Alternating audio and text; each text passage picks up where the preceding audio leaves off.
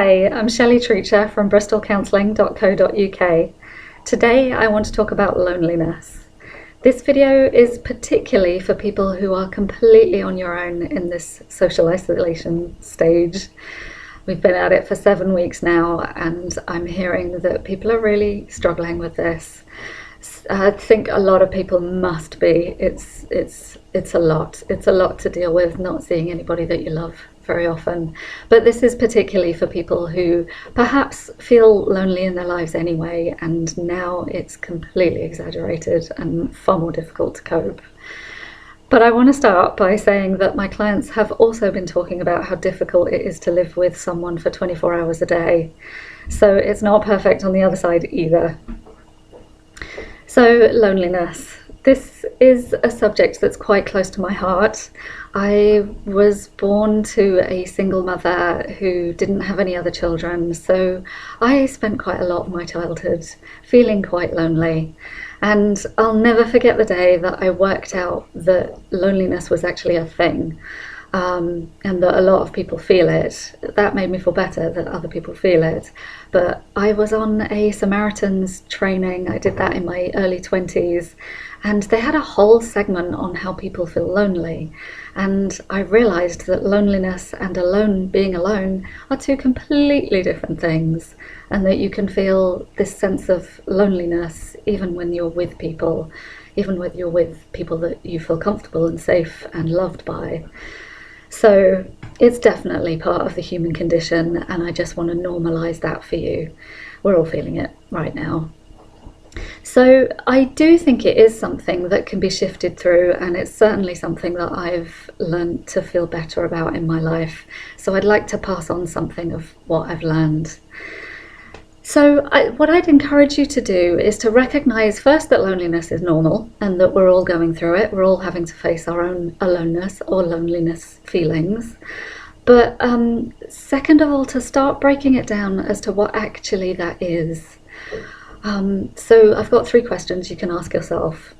The first one is, what part of you actually is really wanting to be met? What part of you wants to do something with somebody else, and what does that say about you, and what does that feel like, and what would you like to do with somebody else? So I think that's a good first question to start breaking it down. And then the second question, I'm just going to look at my cheat sheet. My second question, right, I think self-criticism is often a huge part of feeling lonely. You might have a voice telling you that you are not worthy of company, and your confidence might go quite low when you feel lonely, and you might start blaming yourself and thinking that it's your fault, even though of course this isolation is the real reason right now.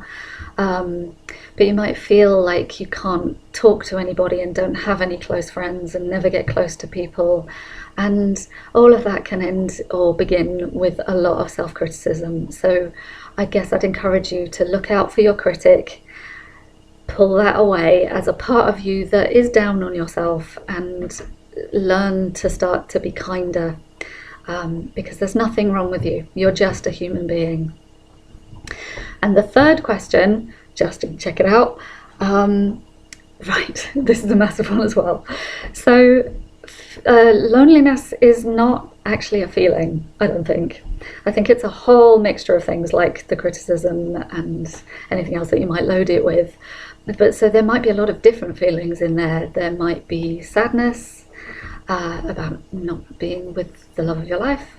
There might be fear that there's something wrong with you, or that you will be alone forever. And they're 2 very different feelings, and they're not loneliness. So if you can start breaking it down and working out what's underneath this experience of loneliness for you, and then once you've found the feelings, if you can stay with them and explore them, you're going to find out so much about yourself. And there is a way to work through that as well. So often just by staying with a feeling, it will work itself through. My best friend lost her husband not so long ago, just before the pandemic. And honestly, that must be one of the worst things that you can go through, to lose your soulmate and the father of your children, just before something major crisis happens where you also are socially isolated and lose various things.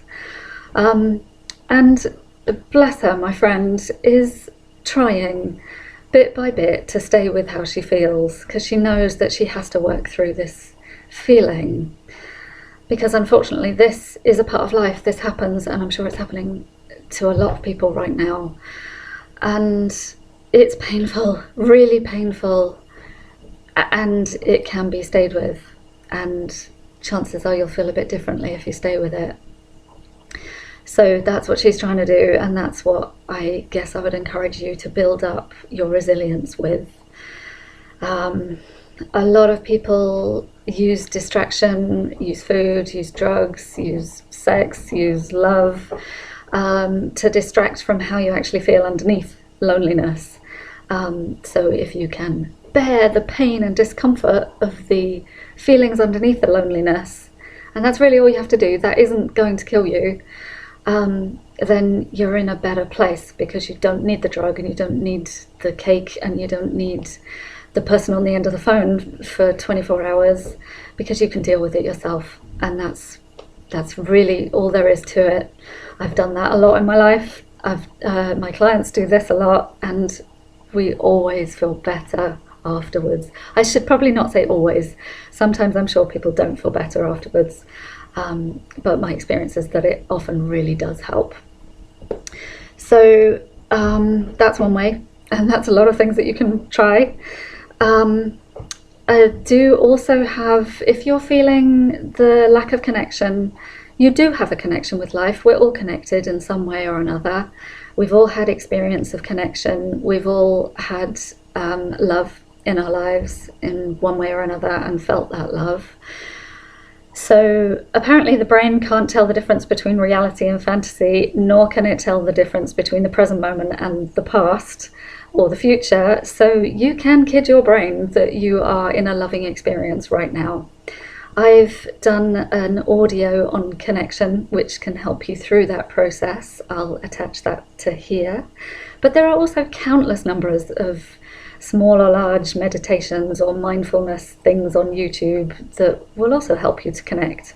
And there are various different aspects of it, like trying to find your soulmate and connecting with your twin flame. I don't even know what that is, but they're all experiences of connecting with nature, or connecting with animals, or connecting with other people, or connecting with memories that you've had and experiences you've had. I'd really recommend it, and they don't have to take long, and it can really shift your state of mind. The last thing I want to tell you, right, so you may already know that I have a group for single people on Facebook. You're very welcome to join that. I am also thinking of starting a support group. So I'd really appreciate feedback on whether you would find that useful and whether I should go ahead with it or not. I'm thinking of making it quite a minimal charge so that a lot of people can join and do it once a week, so that you can just talk about how you're feeling and what's going on for you and be listened to and sharing with people who are in the same boat. That's it. I hope you have a lovely weekend. Bye.